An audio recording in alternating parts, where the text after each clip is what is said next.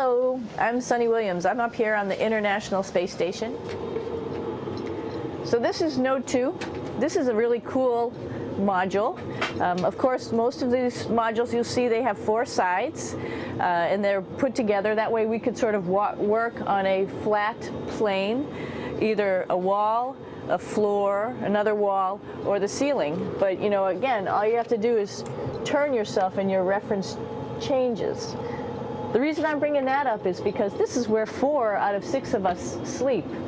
And so people always ask about sleeping in space. Do you lie down? Are you in a bed? Not really, because it doesn't matter. You don't really have the sensation of lying down. You just sit in your sleeping bag. So here's one sleep station right here. I'm going in right now. You can follow me if you want. So I'm inside.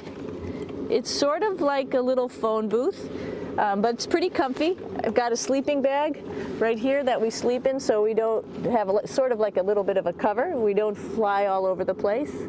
But you know, you can sleep in any orientation. I have it sleeping, feeling like I'm standing up right now, but like you saw, I'm on the floor. But it doesn't matter if I turn over and I sleep upside down. I can't have it, I don't have any sensation in my head that tells me that I'm upside down, so it really doesn't matter. The sleep station is also like a little office. We've got a computer in here. As you can see, we've got a couple little toys. I've got some books. I've got some clothes and other things that make it sort of like home. I'm coming out. And just for reference, that's one sleep station. This one's another. Right here. There's one on the ceiling, if you want to call it. Right here. And then there's a 4th on the other wall over here. So all of us sleep in a little bit of a circle. All right, come on back. There's more to show you.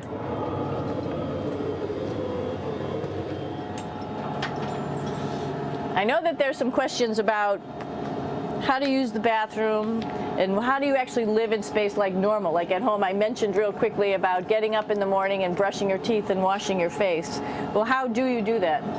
Well, here is the bathroom essentially. You get up in the morning and we have a little kit and it has all the essential things that you need, like your toothbrush and toothpaste and brush. See how much better the brush makes my hair look? I'm just joking. It still stands up straight. It doesn't matter where you are. It's always going to stand up straight while you're up in space. A lot of people ask about toothbrush and toothpaste. So, luckily enough, toothpaste, you can do it upside right this way, is sticky, and so it sticks to your toothbrush. No problem.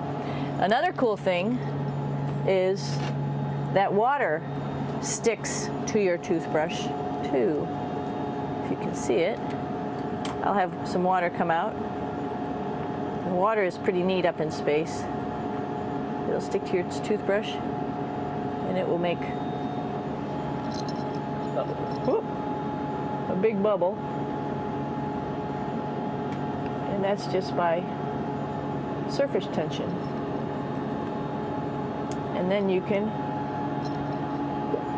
drink it.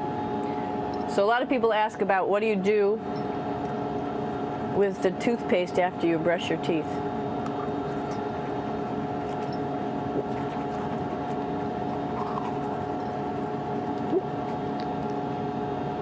Two options.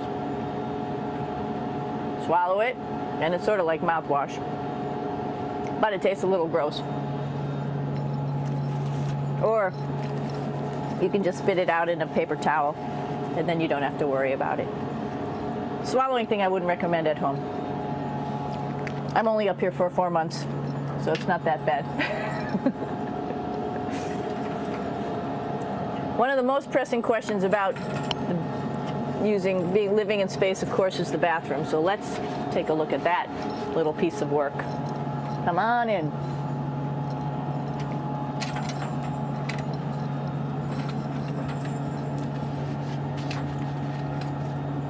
Here we are at the throne. This is awesome. You might see the little You might have noticed the little moon on the outside. This is our orbital outhouse right here.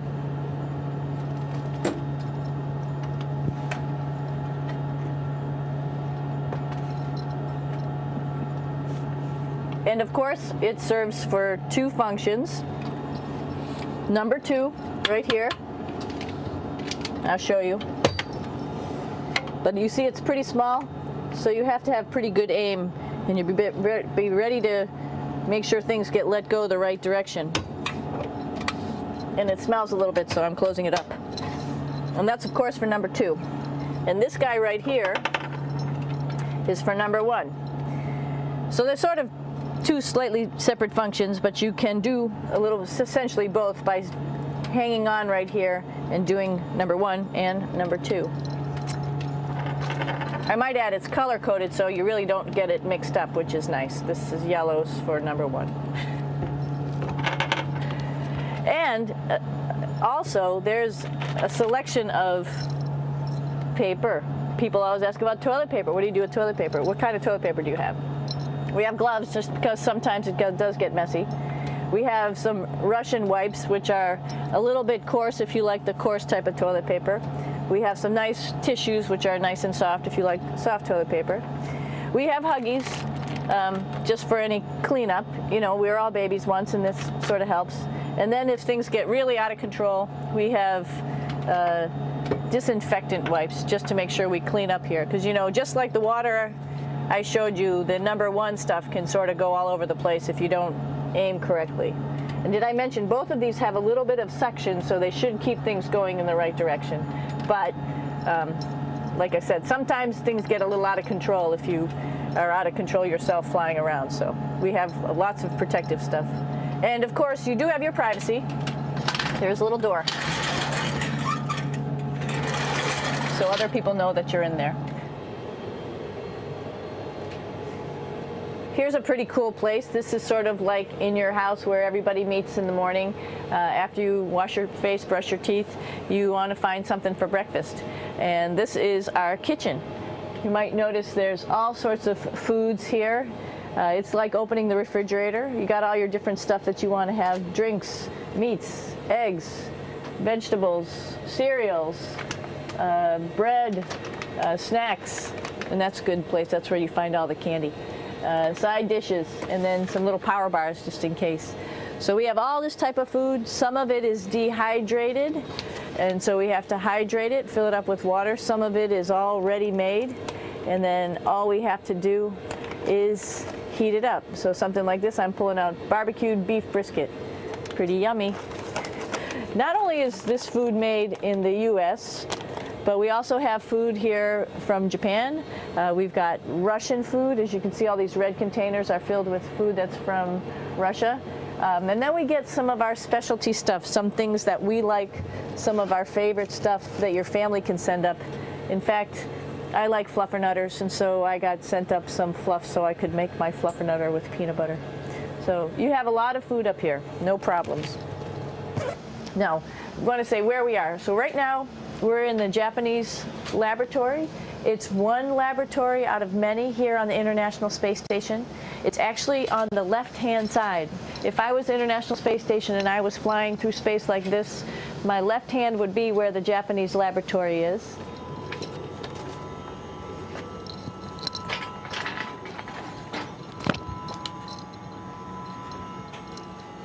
So now again, we're on the right-hand side, all the way on the right of the International Space Station. This is Columbus, the European module. It has science experiments all over. You could see it looks a little bit crowded. And here we do a lot of our medical experiments.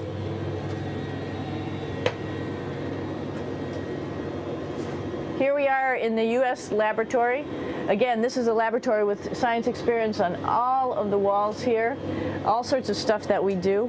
And one of the things we also do is we exercise. We have some exercise equipment on board the space station. We need to do that because we lose bone density and muscle mass while we're up here, and that's a result of not having to fight against gravity. So how we keep ourselves in shape are with a bike, a treadmill, and a weightlifting machine. This is the bike, you notice the clip pedals. So all you need to do is actually clip your feet in, and then you can start pedaling. You don't need a seat because you don't sit down. Actually, I haven't sat down for 6 months now, so you don't need any type of seat. Just make sure you're held in with your pedals. You probably see that the bike bounces around a little bit. As I move it, it's not steady and held to the wall firmly. And the reason for that is the space station is pretty big. You saw that there's also solar arrays on the space station. If we start putting any forces into the space station, it's going to make those solar arrays bounce around a little bit. So to prevent that, the machines bounce around a little bit, move around a little bit, and that way we don't put any forces onto the structure of the spacecraft out to the solar arrays. All right, a little farther on. Come on.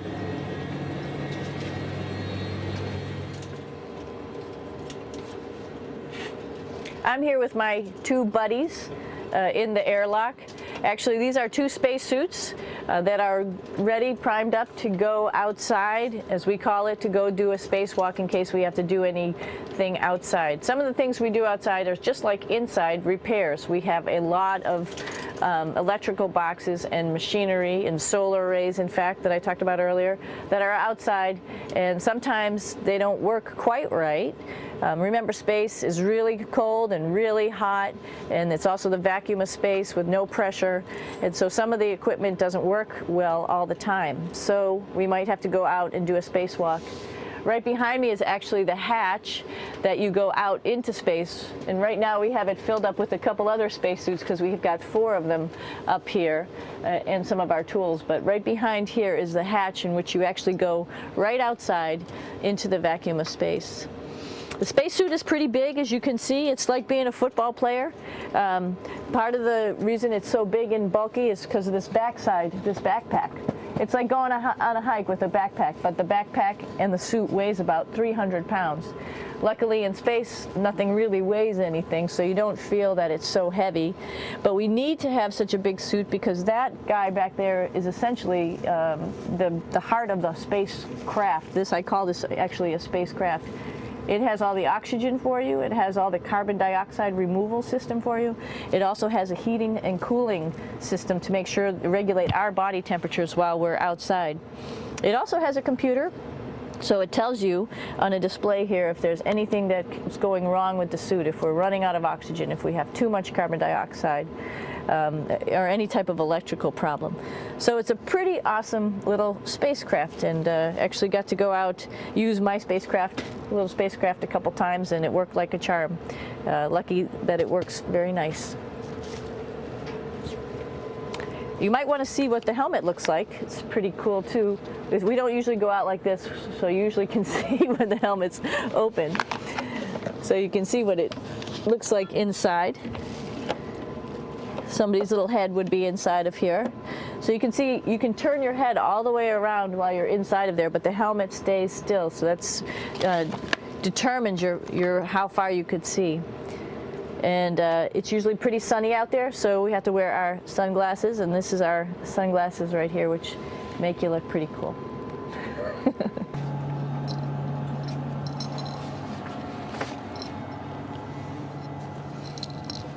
It's like a glass-bottom boat. This is the cupola. It sticks down below the space station. It's one of those places you find yourself hanging out in all the time because all you want to do is look back at our planet. I think some questions I had were about what do you do in your free time? And you can't help but want to just come to the cupola and look outside as much as you can. And a lot of folks, I play this game with myself about where we're flying over the Earth. Try to come in here and just guess. After being here for a little while, you can sort of figure it out. You can tell different cloud types over different continents. You can tell different soil types over different continents. So let's see. And then, of course, there's a lot of ocean. So usually we're over the ocean at first glance. I will tell you in just a moment where we are.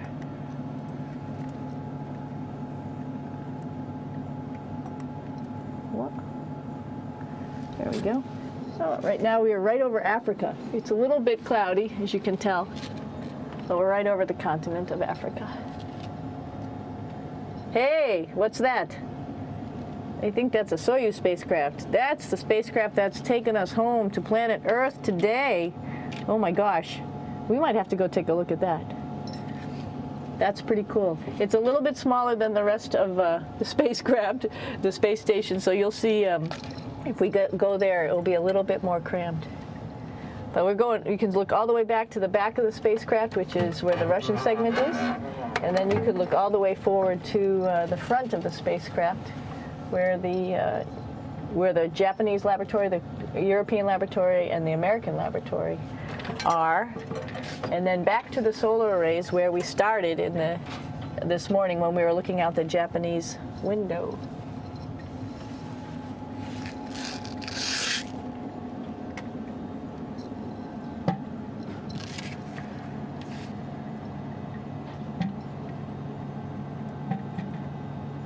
So other questions that were here are, what would you recommend as a job, if so, and to what type of person would want to be an astronaut?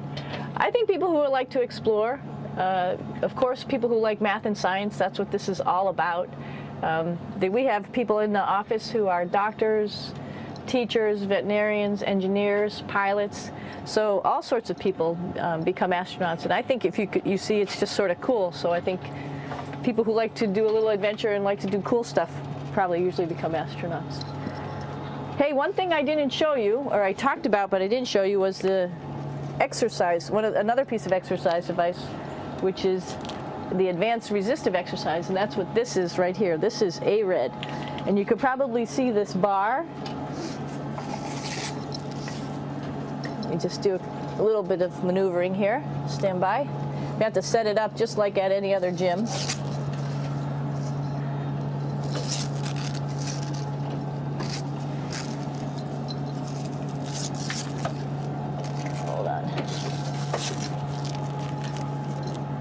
Show you how this works.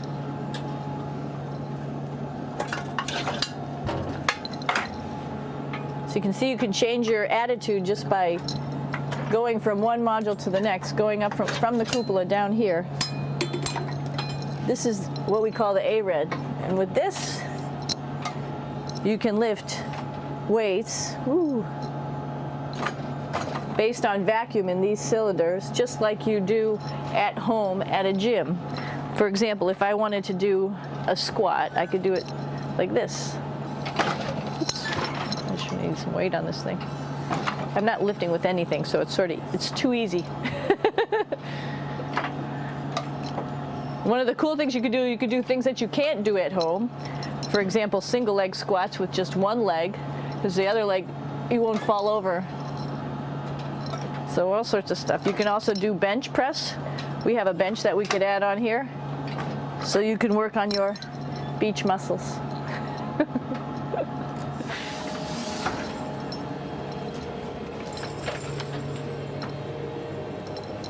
Hey Aki, what are you doing down there? Crashing things. This is one of the cool things about space too. It sort of looks like there's a big old hole here, but you don't even think twice about it. You could just jump over the hole, or if you want, you can go jump into the hole. I'm coming down. Woo!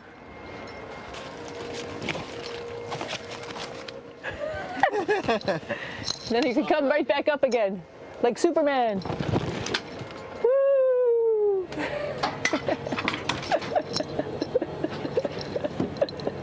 We're lucky we have a really cool big space station that you can fly around in. That's actually called the PMM. You might have saw it out the window. It's a big silver canister. What's really great about that is it's essentially our closet in our pantry, or whatever you want to call it. We have extra food down there, we have extra clothes, we actually throw the trash out down there. So it's nice and organized, and we have all of our stuff that we need while we're working in all these other modules all stowed in this location down here. And it's a lot of fun to play in. So we're going into the Russian segment. Be ready. You don't need a passport either.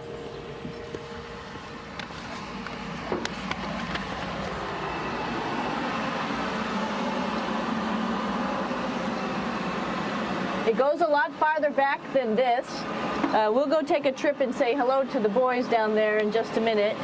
Well, let's do that first, actually, and then we'll go down to the Soyuz at the very end. This is Yevgeny. Hi. Doing a little tour.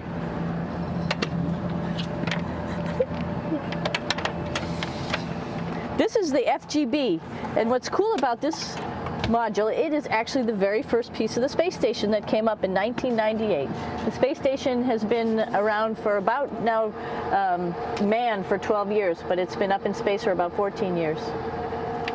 And this was the very first. It is like the Russians' PMM. It has a lot of storage, as you can see.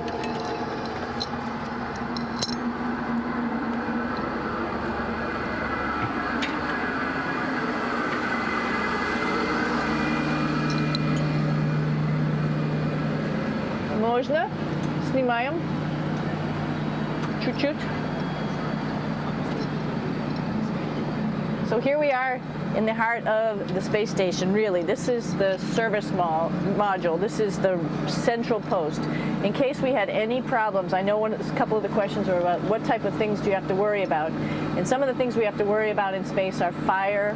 If we had a fire, if we had a depressurization, like we were hit by a micrometeorite and it made a hole, or if we had some type of toxic atmosphere. We use ammonia for our radiator, so there is a possibility that ammonia could come into the vehicle, and then it would be bad for all of us. If we have any of those problems, we come right here, which we call the central post. It is the main heart of the space station. It was also the first computers that came up here that ran the space station. And so behind this wall right here are these main computers. So we gather here as a group of 3 or 6 and then figure out how we're going to either fight the fire, patch the hole, or solve the toxic spill. And what's cool about this module, of course, it's the central post. It also has great windows right down toward Earth. It has controls to fly in visiting spacecraft if they need some assistance right here. It has Russian computers as well as American computers to help us control anything we need to on the space station. It's a couple of our crewmates back there, Oleg Novinsky on the right and Yuri Malenchenko on the left. And there's also a second bathroom here, which is really cool because 6 of us going to one bathroom is really tough. And so there's one bathroom here and one bathroom on the other side where I showed you. And you can probably see on the wall behind Oleg and Yuri some of the heroes of the space program. Sergei Korolev, who was a chief designer of putting men into space, and of course on the right-hand side, Yuri Gagarin, the first man to go into space.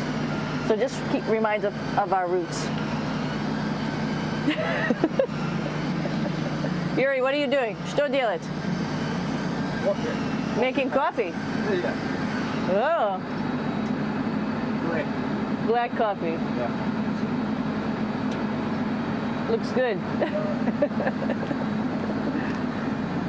Okay. Спасибо.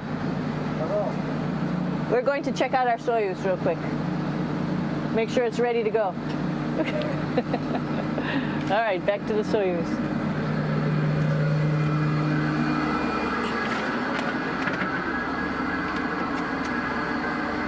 I'm going to stop here just for a quick second. You can see on the Russian spacecraft there's also other modules that stick out, down, and above. Right here is, let's see, I'm trying to be oriented.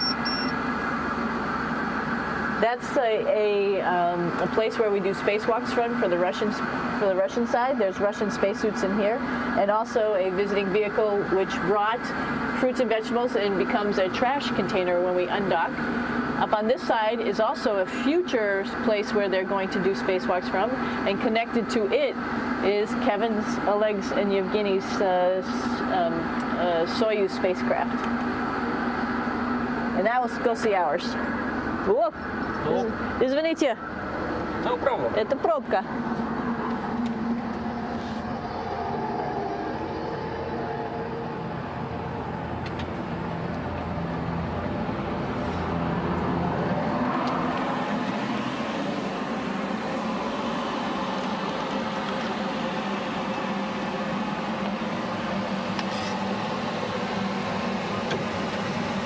Coming down. down.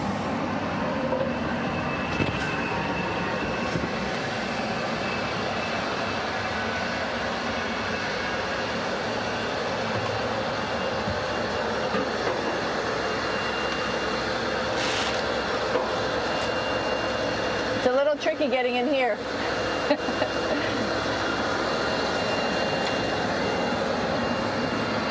This is the docking probe right here, this big thing. This helps us connect to the spacecraft. This probe actually sticks into this cone, and that's how the spacecraft, our Soyuz, becomes connected to the ISS initially. That is then replaced by clamps, which are around here, that will allow the two spacecraft to be stuck together. And then you can remove the probe and the cone.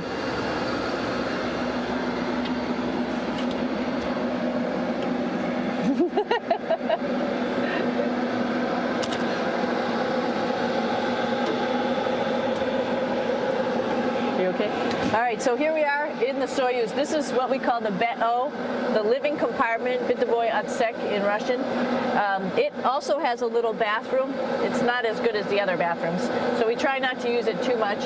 It has drinking water in it if we need something to drink. And then, of course, it's filled up with a lot of cargo for us. Bringing up and also bringing back down. It has a second purpose when it comes back to Earth. It serves as a garbage container.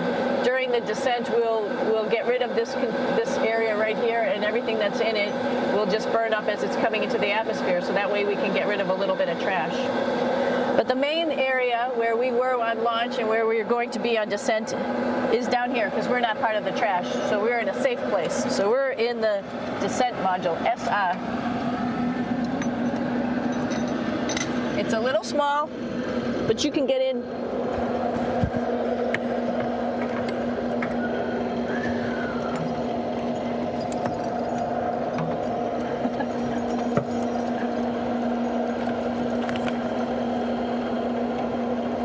Not sure how well you could see in here. Hold on for a second. I'm going to turn it up this way, just so you could see the hatch and you could see Kevin. It's a little bit small, but we'll come in and show you around. You coming in? Probably not. Okay.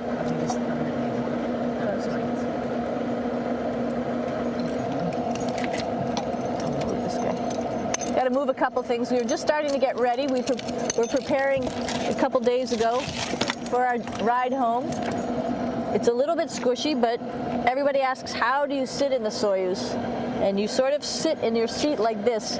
The seat is molded to your body, and so you can just sort of squish in here and be pretty relaxed. Everybody has a handmade seat for them.